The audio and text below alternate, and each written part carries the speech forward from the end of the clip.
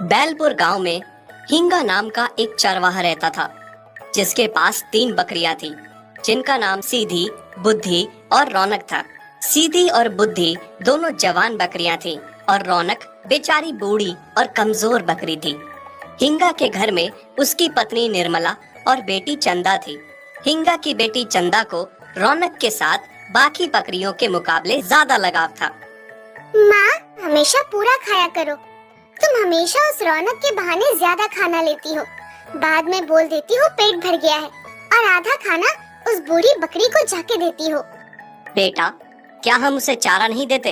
फिर क्यों तुम ऐसा करती हो? अगर खिलाना पिलाना है तो बुद्धि और सीधी को खिलाओ ना, जहाँ से कुछ फायदा भी हो रहा हो। माँ बापू, आपको पता है मुझे रौनक से कितना प्यार है। आप मना भी करोगे तब भी मैं उसे खिलाऊंगी पिलाऊंगी, और सीधी और बुद्धि को खिलाने पिलाने के लिए आप हो ना। दरअसल रौनक अब बहुत बूढ़ी हो गई थी और वो कमजोर भी बहुत थी। इस वजह से उसकी कदर भी कम हो गई थी।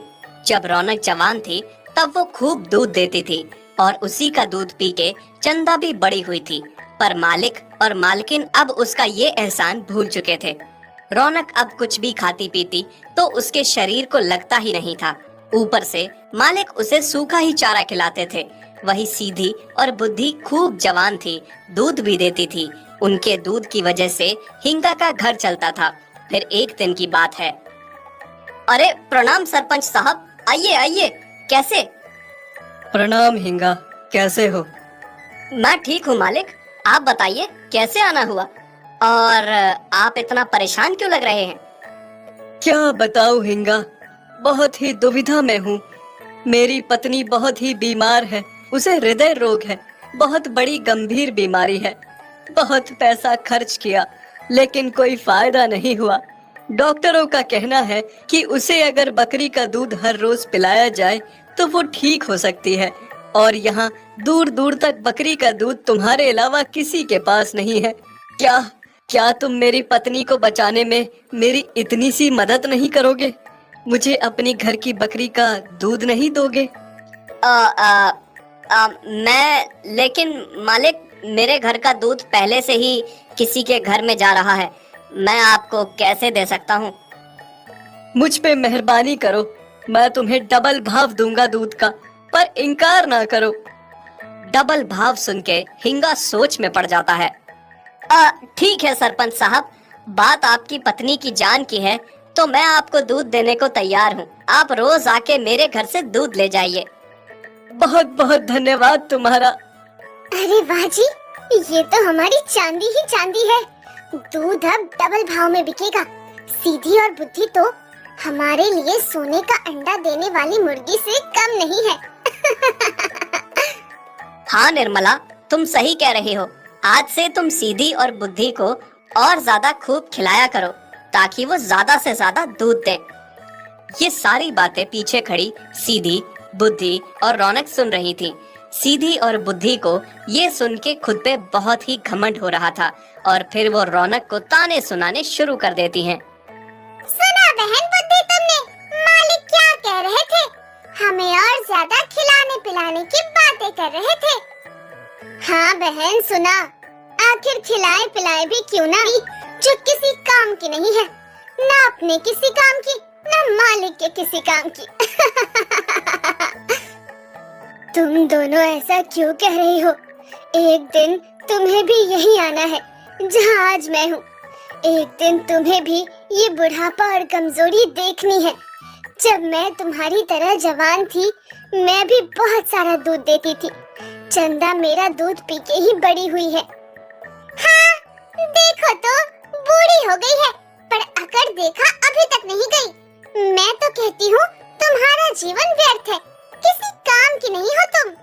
हाँ सीधी सही कह रही है।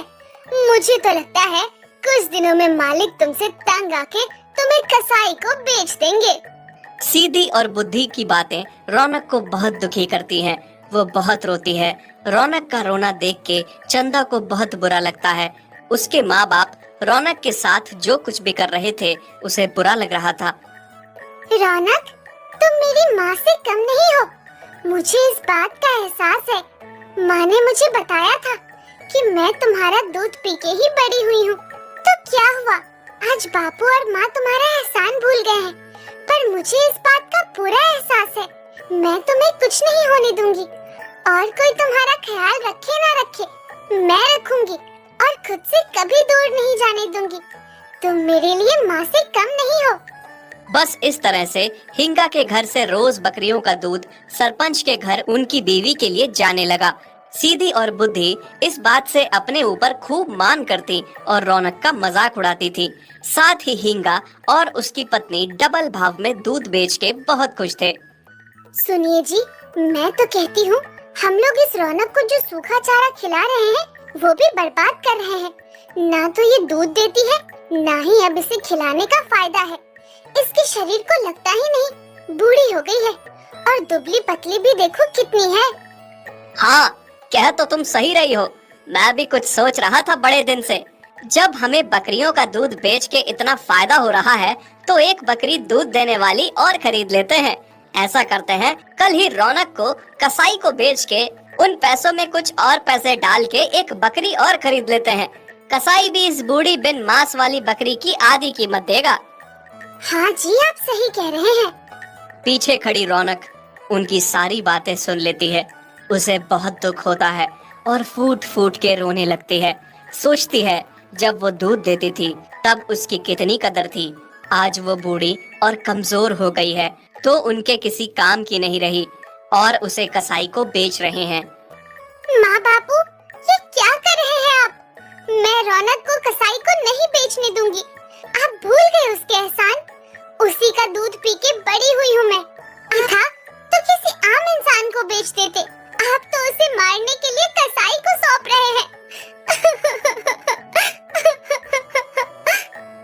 कसाई को ना बेचे तो किसको बेचे? कौन लेगा इस बूढ़ी कमजोर बकरी को?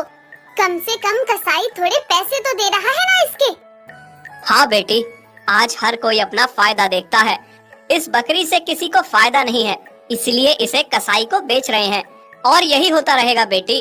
कल को अगर सीधी और बुद्धि भी बूढ़ी हो जाएंगी तो दूध नहीं देंगी तो नई बकरियां लानी पड़ेंगी और उनको बेचना पड़ेगा।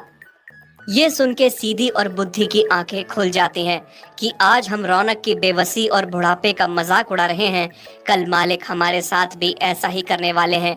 दोनों एक दूसरे को देखती हैं और बहुत परेशान हो जाती हैं। दूसरी तरफ चंदा जिद पे आ गई थी कि वो रौनक को बेचने नहीं देगी। मैं तो सुबह यहाँ से चली जाऊंगी। मालिक मुझे कसाई को सौंप रहे हैं, पर मेरे जाने के बाद तुम दोनों अपना ख्याल रखना, क्योंकि जो आज मेरे साथ हुआ वो कल तुम्हारे साथ भी हो सकता है।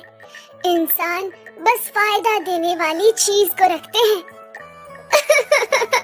माफ करना रौनक, हमने तुम्हारी बेबसी और बुढ़ापे का बहुत मजाक उड़ाया, जबकि हम ये भूल गई थी कि एक दिन हमने भी बुढ़ापे में आना है। तब शायद हमारे साथ भी ऐसा हो सकता है। मालिक हमारे साथ भी यही कर सकते हैं। हाँ रौनक, सीधी सही कह रही है। आज तुम्हारे साथ हो रहा है, कल हमारे साथ होगा। मुझे बहुत बुरा लग रहा है तुम्हारे लिए। काश कोई चमत्कार हो जाए और मालिक का मन बदल जाए, वो तुम्हें ना बेचे। मेरे साथ तो वही होगा जो ऊपर वाले ने लिखा है और जो मालिक ने सोचा है। अगले दिन सुबह कसाई रौनक को आके ले जाता है। ये देख के सीधी और बुद्धि बहुत दुखी थी। रौनक को ले जाता देख चंदा से बर्दाश्त नहीं होता और वो रौनक से जाके लिपट जाती है, उसे रोकने की कोशिश करती है। छोड़ बेटी, इसे छोड़ दे, जाने दे। हाँ चंदा, छोड़ दे, जाने दे। देखना बेटा, अभी तुम्हें उससे लगाव है, इस वजह से तुम उसके लिए दुखी हो, पर कल तक तुम चंदा को छोड़ के जाना नहीं चाहती थी।